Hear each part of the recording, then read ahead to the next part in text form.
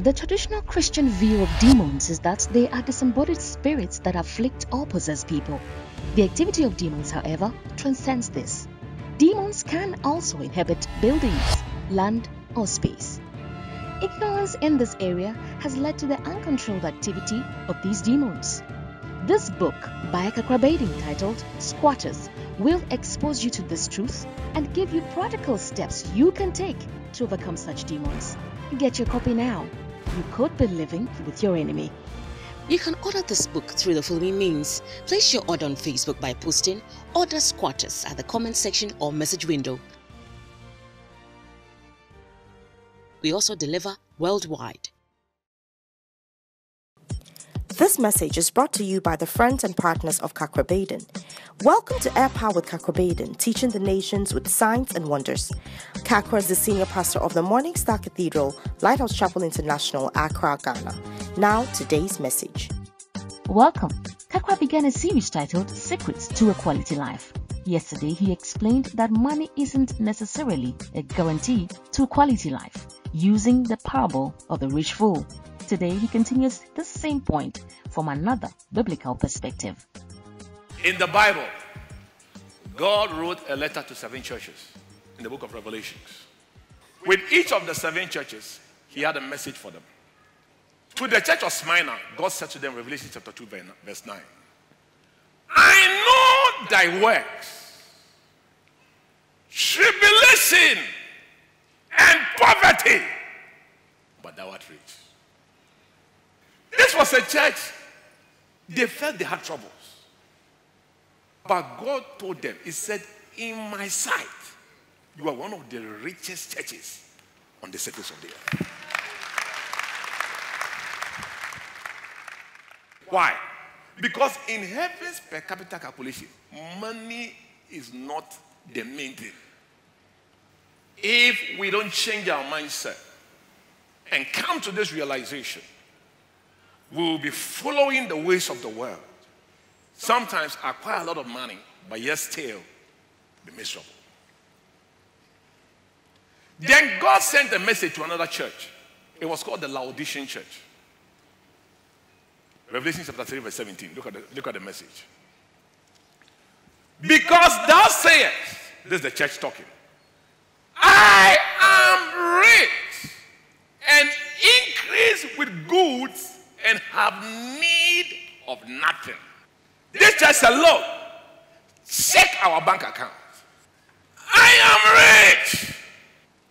And God said to them, but thou knowest not that thou art wretched, miserable, poor, blind, and naked. According to the standards of heaven, these people were one of the poorest people on earth. I believe they didn't know it because God was not using money to measure it. He was using biblical standards to measure it. That's why they didn't know that they were poor. So in our mindset, the second thing I told you was that we should know that money is not the only thing that determines standard of living. Otherwise, you make a big mistake. I know somebody who wanted to make money. She was married. So she left the husband and went abroad to go and make some money. She went a while, she made some money, she came back, she went abroad, she came back, she made some money. But after some time, she stayed a little bit longer, and then the marriage went on the rocks, and finally, they got divorced. When the children grew up, because their mother was not there, some of them became drug addicts, they couldn't pass their exams, so many things happened. Her intentions could not be realized. And even the money that she had acquired to pay for their school fees and higher education, all those things, they couldn't even make it to that place because they didn't even do so well in terms of academics. She herself later on became depressed, started drinking, and so many things.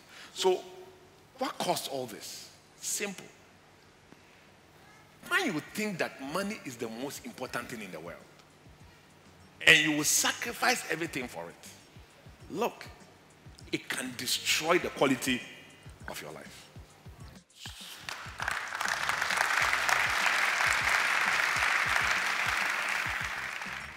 But let me tell you something about life. Sometimes you can arrive at the end without having the money. You didn't use the means, but you have arrived at the end. God can make you arrive at the end without going through money. It's a good place to put your hands together for Jesus. May you arrive at your objectives without necessarily going through money. Thanks for joining us. Today we learned that when you rely only on wealth as a measure of a quality life, you err. You could be rich and yet poor and blind. This is the second secret to a quality life. Join us same time tomorrow as Kakra continues this message. Before we go, here's a praise report to boost your faith.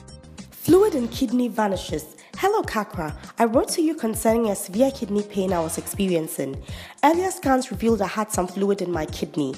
You replied with a prayer. I went for another scan afterwards and every fluid had vanished from my kidney. This is a great miracle. We give God the glory. Thanks for your time. You can contact us, seek counseling, ask for prayer, order today's full-length message or order books through the following means. Call us or message us on WhatsApp to +233 55 700 9010. Send an email to info@kakrabaden.org. You can also make a regular call or send a text to +233 20 7575 215. Our office hours are 10 a.m. to 1600 hours GMT. Finally, write to us, share your testimony and how this broadcast has been a blessing to you.